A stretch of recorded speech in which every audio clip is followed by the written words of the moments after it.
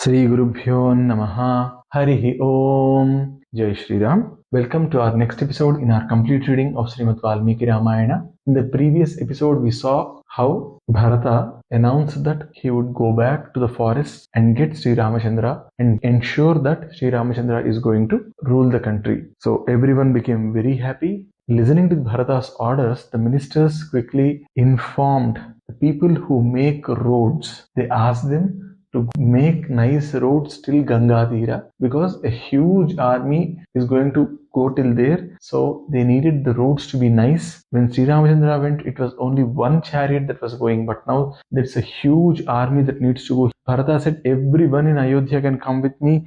We are going to go there and convince Sri Ramachandra and bring him back, right? So these ministers quickly ordered to all the people who make those nice roads that go and do this, and in detail this has been described in Srimad Ramayana as to how they made the roads, the way they brought big stones, they broke them down, and the way they extended the paths, the way they made a special type of cement. I mean, we are calling it cement now, but back then they used to call it chuna only. How they made that mixture, how they put it on the roads, how they dug canals beside the roads so that the people who are going, they need not feel thirsty or they need not actually carry a lot of water, and that water was useful for the animals as well. So how they broke the trees, how they ensured that some of the creepers and all were there so that the earth is kept together. All this is explained in a very, very detail there. I'm not really going into all that stuff. Anyone who wants to read Srimad Ramayana from an engineering perspective probably can concentrate on these sargas. So they make all the arrangements, they make all the roads, and they make the roads all the way till Srungiberpura, and they come back. Again, when we come back to the palace here,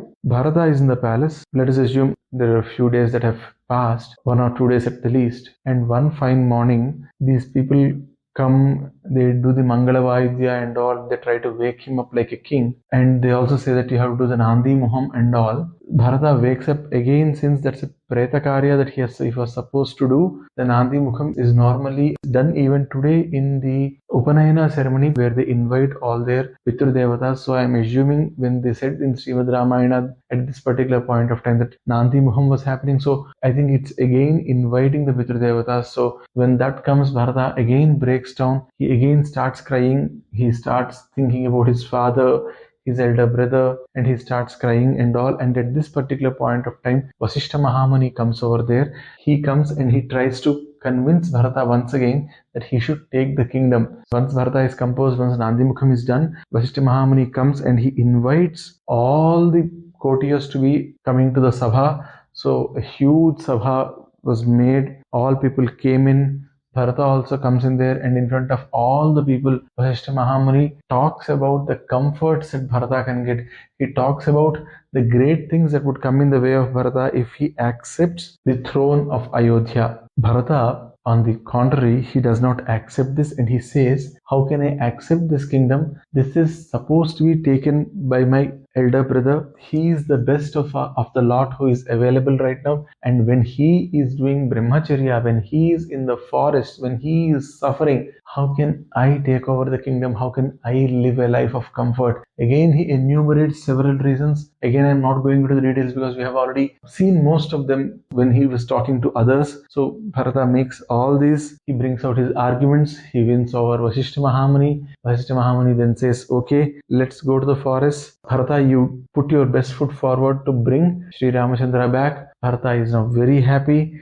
He immediately passes orders that everyone in the city can join him, and he himself is taking all the royal paraphernalia and he would be going there. So he makes about 9,000 elephants ready. All the chariots are ready.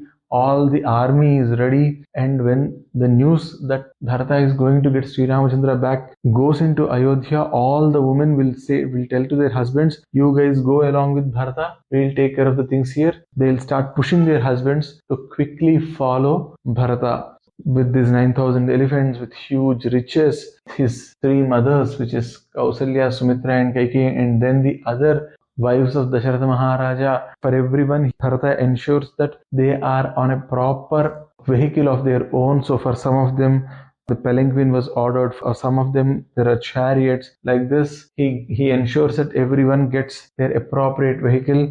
The ministers get their appropriate vehicles. The Kulaguru Vasishtha is on an appropriate vehicle, and Bharata and Shatrughna, they take up their own chariots and the elephants which were needed for the travel. So they ensure that all the things are in place. They ensure that the doctors are in place. They ensure that the food is available for all these people on the way. He makes all sorts of arrangements. And here again in Srimad Ramayana, we'll get to hear about the various vrittis or the various types of jobs that the people had and who all were coming. Like they tell us that the people who make the roads, the people who make carpenters, people who are ironsmiths, people who are goldsmiths, people who are teachers, people from all occupations, from all conceivable occupations. I've just given a small list here, but all conceivable occupations, all of them, they start, and this huge mass of humanity starts towards the Ganga River. Bharata reaches Ganga River, and as Bharata is reaching Ganga River, he tells everybody that we'll be stopping here for this night and tomorrow we'll be crossing Ganga. At this particular point of time, when Bharata is approaching towards that river,